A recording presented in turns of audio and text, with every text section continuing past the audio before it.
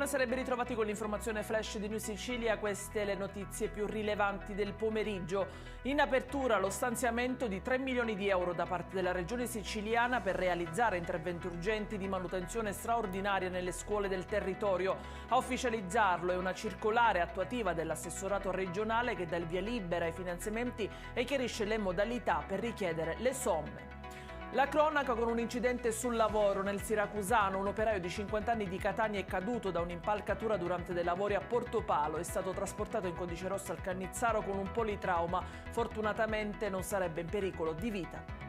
Nuova aggressione ai danni di operatori sanitari, questa volta al Garibaldi Centro. Una donna di 45 anni ha prima aggredito verbalmente un infermiere per poi colpirlo in pieno volto con una bottiglia piena d'acqua. Il direttore generale Giuseppe Giammanco ha condannato l'episodio ribadendo la necessità di tutelare il personale e i pazienti.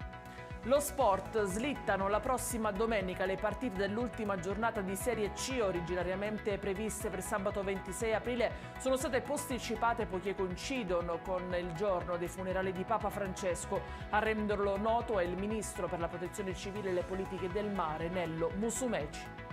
E chiudiamo col meteo. Ritorna il maltempo domani in Sicilia. La protezione civile regionale ha diramato un'allerta gialla per Messina, Catania, Siracusa, Ragusa ed Enna. Le temperature massime toccheranno comunque 26 gradi. Ed è tutto per questa edizione. Io vi ricordo che i dettagli su queste notizie e molte altre li trovate sul nostro sito e sui nostri canali social. Grazie per averci seguito, buona serata e a domani.